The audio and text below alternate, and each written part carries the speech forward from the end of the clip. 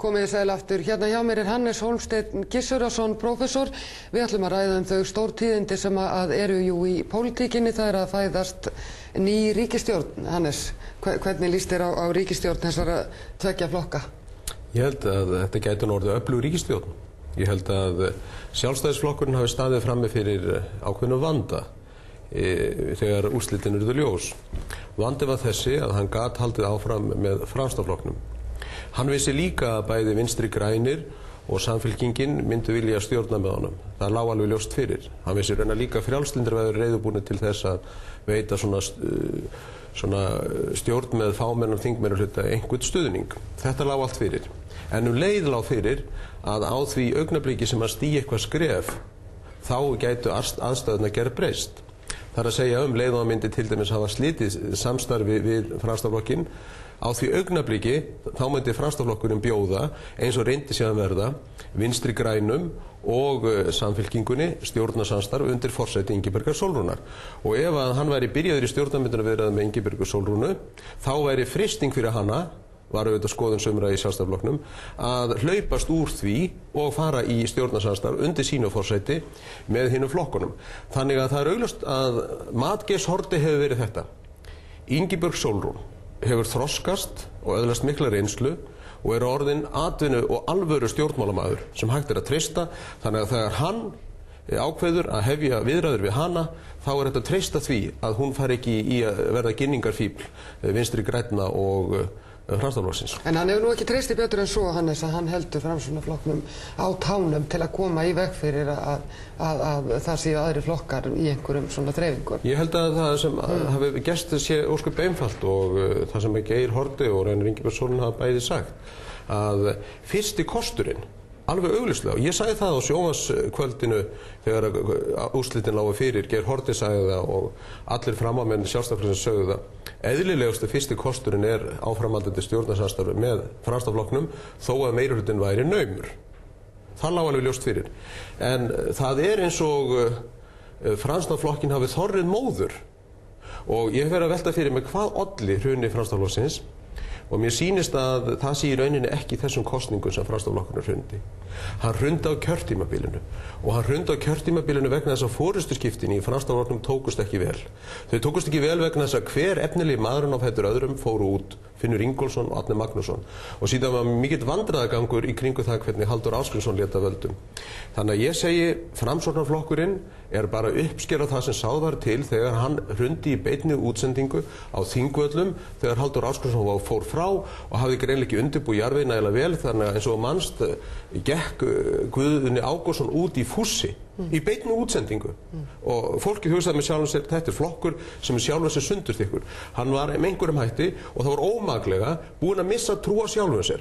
Já, við skulum ekki gleyma því að Framsóknarflokkurinn var þá búinn að bíða mikið aftur í sveitarstjórnarkosningum og formaðurinn búinn að gefa út að hann myndi axla ábyrgð á því. Já, það alveg rétt. Ég held að með einhverjum hætti eftir 12 ára stjórnarsetum hafi Framsóknarflokkurinn búinn að missa trú á sjálfum sér og það var ómaklegt vegna þess að þessi 12 ár sem Sjálfstæðisflokkurinn og Framsóknarflokkurinn unnu saman var ekki bara stjórnarsamstarfið gott, heldur var Ísland endurskapað, taktu til þess einkavæðingu bankana og skattalækkanirnar sem hafa haft í för með sér gífurlega góðan árangur.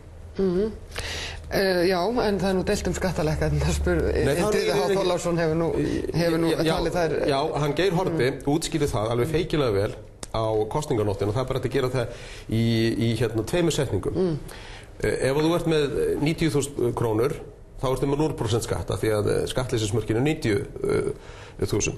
Ef að tekjurnar hækka upp í 180.000, það að tvöfaldast, þá ferðu að borga 36% af þessum 90.000 sem bætast við. Og það þýðir að samtals eru tekjurnar af þessum 180.000 18%. Þá kemur Indriði Þorláksson og Stefán Ólafsson og segja við þig og mig, skattbyrði þínu við þyngst vegna þess að áður borgar 0% skatt og núna borgar 18% skatt af því að tekjurnar tvöfölduðust upp fyrir skattleysismörkin. Þetta er brella. Auðvitað þyngdist skattbyrðið þín vegna þess að þú ert miklu aflögufærari, tekjur þínar tvöfölduðust. Þetta var eina deilan, en það var ekki deilt það að við lækkuðum tekjuskattin á fyrirtækjunum 45% í 18% og við lækkuðum tekjuskattin á einstaklingunum 31% í 26%. En þannig að þið deilið ekki það að fólk borgar hlutfallslega hærri skatt vegna þess að það hefur hærri tekjur. Við getum allavega verið sammála það. Nei, við getum verið sammála það að ef þú ert með 180.000 í tekjur, þá borgar 18%, ef þú með 90% þá ertu með 0% vegna skattleysismarkanna. En sú ríkisstjórn sem er í burðarliðnum, hún er kölluð Baugsstjórnin af þessum fyrrum samverkamönnum Sjálfstæðisflokksins sem að þú fór svo fögrum orðum Hvað ræður í þetta við hennar? Ég held að þessu sárar og bitur og reiðir vegna þess að fyrst treystu þessir ekki í stjórnarsamstarf, en mér skoðast voru svo skipta skoðanir hjá þeim að þeir treystu þessir ekki í stjórnarsamstarf. Svo sitja núna eftir með sárt ennið. Ef þeir hefðu haft sterkari vilja á stjórnarsamstarfi, þá hefðu það getað gengið. Og þá ef þetta í reiði sinni, þá fara þeir að uppnura menn og segja að framkoma sjálfstæðismanna njála blikni í samanburði við framkomi sjálfstæðismanna. Þetta eru orð sem eru sögð í hita leiksins og þetta eru orð sem á að fyrirgefa þeim. En þetta viðurnefni Baugsstjórnin, er þetta óskastjórn Baugs sem að Já, mér finnst að stjórnarformanni Baugs sé alveg heimilt að hafa sína skoðun á hvað sé besta stjórnarmynstrið, alveg svo mér og mörgum öðrum. Ég hefði frekar vilja hafa stjórn Sjálfstæðisflokksins og Framsóknarflokksins, en Framsóknarmennirnir, það var móður, það var ekki hægt. Nú, ég get vel hugsað mér líka stjórn Sjálfstæðisflokksins og Samfylkingarinnar. Mér sýnist á öllum að Ingibjörg Sólrún sé að verða reyndur og þroskaður alvöru stjórnmálamaður, en ekki vindhanni sem fer eftir skoðanakönnun dagsins í dag. En það hefur eitthvað breyst hjá okkur, Hannes. Þið eruð komnir með svona, farnir að leggja vissa ást við Ingibjörgu Sólrúnu, ykkur finnst hún vera alvöru Baugur, ekki lengur hættulegur og af hverju þessar breytingar? Já, það hefur breyst dálítið mikið í þjóðfélaginu, og nú skulle segja hvað hefur gerst í þjóðfélaginu öllu. Það er orðið miklu friðsamlegra. Við erum ekki lengur grafið niður í skotgrafir. Hér í gamla daga var kalda stríðið. Það er horfið. En það þurfti nú ekki kalda stríðið til þess að menn væru með yfirlýsingar Baug eða Ingibjörgu Sólrúnu. Og Þóra, það sem gerði síðustu 16 árin, það var gerð tilraun á Íslandi. Og tilraun var fólkin í því að einkavæða, lækka skatta og gera atvinnulífið frjálsara. Og þessi tilraun tókst svo vel að það er unni samkomulag í dag það að halda áfram á sömu braut, jafnvel þetta sumi vil ég kannski ekki viðurkenna jafnvel aðrir. Til dæmis held ég að frjálslyndi jafnaðarmenn og við sem höfum stutt frjálshyggju, við getum verið sammála það að efla atvinnulífið og lækka skattana, en vera með rausnarlega velferðaraðstoð sem þurfa á velferðaraðstoðina að halda, en sóa hins vegar ekki peningum í þá sem ekki þurfa á þessari velferðaraðstoð að halda. Til dæmis núna einn ágætur vinur minn, besti vinur minn, Kjartan Gunnarsson, hann er að fara að eignast barn. Og ég er alveg einstaklega glaður og hamingjusamur fyrir hans hönd. En eigum við að vera borgun og Kjartan í barnabætur? Hann er efnaður maður. Eigum ekki frekar að nota það takmarkaða fé sem að nota til barnabóta til að greiða því fólki einu barnabætur sem þurfa á barnabótum að halda. Samir að segja ellilífeyri og margvíslega aðra félagslega aðstoð. Eigum við ekki að setjast niður með jafnaðarmönnunum og segja hvernig getum við látið gæsina verpa sem flestum gulleggjum? Og ég held að segja samkomulag og það Hannes, þú og ég halda á þessari kenningu vegna þess að þjóðfélagi hefur breyst eins og þú bendir á. En þú svarar ekki spurningunni hvernig Sjálfstæðisflokkurinn hefur breyst. Já, ég er að reyna að svara henni, einmitt, að Sjálfstæðisflokkurinn hefur breyst vegna þess að á stríðstímum, þegar þú ert að endurskapa, þegar þú ert í mikilli baráttu, þegar er mikill ágreiningur uppi, þegar mikla hræringar eru í þjóðfélaginu, þá þarftu Winston Churchill og Davíð Oddsson. En á miklum friðstímum, þegar er ekki mikill ágreiningur, þá getur verið að maður eins og Geir Haarde sé heppilegri. Og Geir Haarde er einhvern veginn maður sem er samhljóma tíðarandanum. Hann er mildur og mjúkur, hann er sanngjarn og sáttfús, hann er landsföðulegur og hann er maðurinn sem á við núna. Og hörðuöflin í Sjálfstæðisflokknum eru alveg sátt við það? Já, hörðuöflin í Sjálfstæðisflokknum voru bara hörð á því að við yrðum að koma efnahagslífinu okkar í lag til þess að geta verið mjúkir. Og nú eru þið allir orðnir mjúkir. Má ég aðeins útskýra miðað við barnauppeldi? Besta leiðin til að ana börnin upp er að vera í senn harður og mjúkur. Harður í því að degraði ekki, en mjúkur í því að sinna þeim og vera örláta við það þegar það á við. Og þannig að við urðum að vera hörð þegar við vorum að endurbæta þetta atvinnulíf okkar og lækka skattana og við vorum að halda áfram á sömu braut og mér langaði til að segja Geir að hann skrifaði sem ungur maður 1979 merkilega grein í bók sem við gáum út sem uppreist frjálshyggjunnar sem var eins konar stefnuskrárplagg okkar, hugsaði 1979, það er ansi langt síðan. Og þar sagði hann og sá fyrir sér að Ísland gæti orðið fjármálamiðstöð í framtíðinni. Þar sem að bankar gæti haft aðsetur, þar sem við vorum með lága skatta til að laða að fyrirtæki. Og ef við gerum þetta, ef við framkvæmum þessar hugmyndir sem Geir Haarde setti fram þá, 1979, þá gæti Ísland orðið Sviss norðursins, orðið ríkasta land í heimi og þá höfum við efna að sinna öllum þeim hópum sem við kannski höfum ekki sinnt sem skildi. Þó að verði að játa það að það var margt missagt í kosningabarnendun, til dæmis er lífeyristekjur á Íslandi, það er hæst á Norðurlöndum að meðaltali. Það mjög merkilegt. En Hannes, það fullkomin sátt þessa leið í Sjálfstæðisflokknum? Já, það held ég. Ég held að það sé fullkomin sátt það. Baugsstjórnina sem Framsóknarmenn kalla og Ingibjörgu Sólrúnu sem að þið hafi ráðist. Það bara dónaskapur að vera að tengja saman þó einn maður sitji hérna huglýðingar sínar í því sem kallað var dýrasta sendibréf nokkurs manns til íslensku þjóðarinnar. Hann má alveg gera það og hann má alveg nota sína peninga til þess, en það ekki það sem ræður úrslitum. Það sem ræður úrslitum held ég persónulega, það mat Geir Haarde að Ingibjörg Sólrún sé alvöru stjórnmálamaður, þannig að þú getur handsalað við hana eitthvað og svo standi það. En Morgunblaðið var líka frekar neikvætt og svartsýnn í leiðara viðræður flokkana í gær og svona fann þessum viðræðum eða taldi að þær yrðu erfiðar.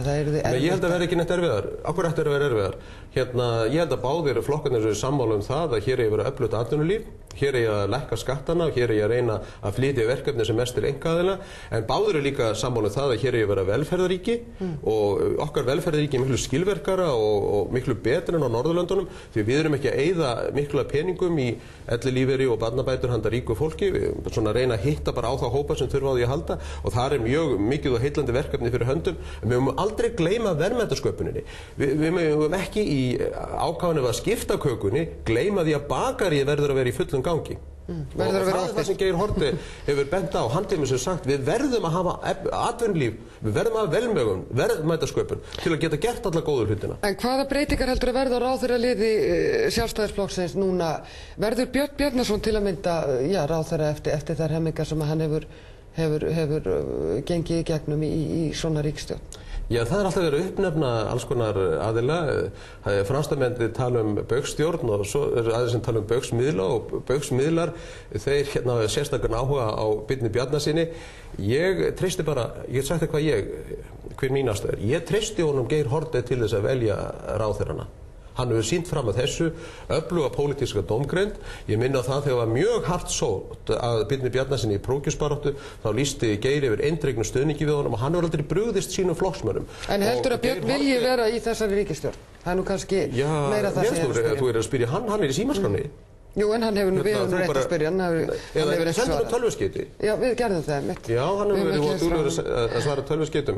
En ég held hins vegar að en hann er kannski ekki búin að ákveða það, en ég er svona meira að bíða að spá í spilin. Það sem ég held að Geir muni bara ræða við sína menn og hann muni taka sína ákvörðun eftir það og ég hef enga ástæðu til að halda annað en það að það verði eftir fullri dómgreind og sanngirni eins og hann hefur sýnt fram að þessu. Og það er eitt í viðbót sem ég langar til að segja, vegna þess að það er alltaf verið að stilla upp hörðu öflunum og mjúku öflunum þegar ég segi stundum þar hörku og stundum þar mýkt. Ég ætla ekki að fara að tala mikið fyrir hönd annara, en ég ætla þó að segja eitt sem að er að vísa fyrir mína hönd en ég held að ég tali það líka fyrir hönd Davíðs Oddssonar, ef má. Það yrði okkur alveg sérstakt fagnaðarefni ef hann Geir Haarde stígur út úr skugga Davíðs eins og hann er að gera og verður stór stjórnmálamaður af sjálfum sér. Verður ekki bara í sögunni þekktur sem eftirmaður Davíðs Oddssonar, heldur líka sem sjálfstæður sterkur einstaklingur. Því að Davíð Oddsson, sem er feikistór stjórnmálamaður, hann smækkar ekkert við það sem er að gerast núna að Geir Haarde er að stækka. Þannig að ég á það ósk heitasta að Geir Haarde verði jafn vel heppnaður stjórnmálamaður að Davíð Oddsson var. Þannig að Davíð er sáttur við þessa stefnumála? Ég get ekki talað fyrir hænsandi því, en ég get bara talað það að Geir Haarde hefur stuðning okkar sem að vorum létum dálítið að okkur kveða síðustu 16 árin, hann hefur hann óskoraðan og við vonum að næstu 16 ár verði þeim anda sem Geir Haarde skrifaði í uppreist frjálshyggjunnar 1979 að Ísland veri land lágra skatta, hárra launa, mikillar velmegunar og rausnalegra velferðar aðstoðar. En svo það náttúrulega aftur á móti eins og hann Hlynur Þór Magnússon bendir á blogginu sínu að þegar hann spyr sig hvernig ríkisstjórnin þetta verði, hann bendir á að ríkisstjórnin geti tekið upp á því að taka það versta úr báðum flokkum eins og dæmis að hann af þarna Bernhard Shaw þegar hann með leikkonuna. Já. Nei, ég held ekki. Ég held að ríkisstjórnin geti tekið það best úr báðum flokkum. Því að í Sjálfstæðisflokknum er mikill og öflugur skilningur á atvinnulífinu.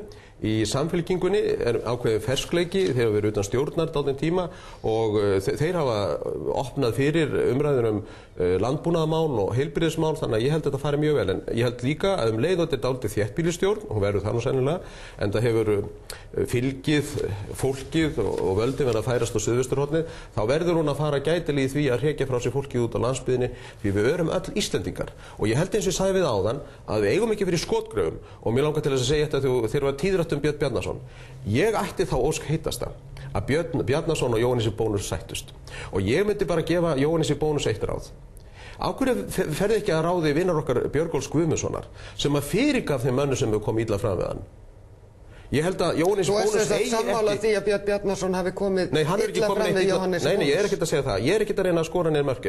Jóhannes upplifað það þannig og ég held að það sé ekki alveg rétt hjá honum. Ég held að sé alveg ljós hvernig þetta bauksmál hófst. Það hófst með 2 óánægðir einstaklingar, Jónína Benediktsdóttir og Jón Gerard Súlenberger.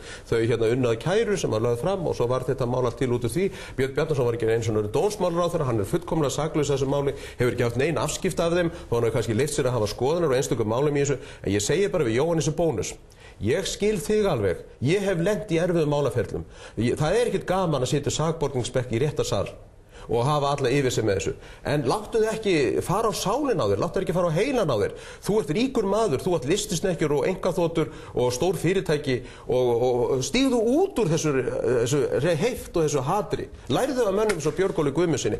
Við erum í þjóðfélagi sem er friðsamlegt þjóðfélagi, við eigum að fara í það núna að fara að fyrirgefa hvert öðrum. Takk fyrir þetta, Hannes, við verðum að hafa þetta loka orðin þessu lokið.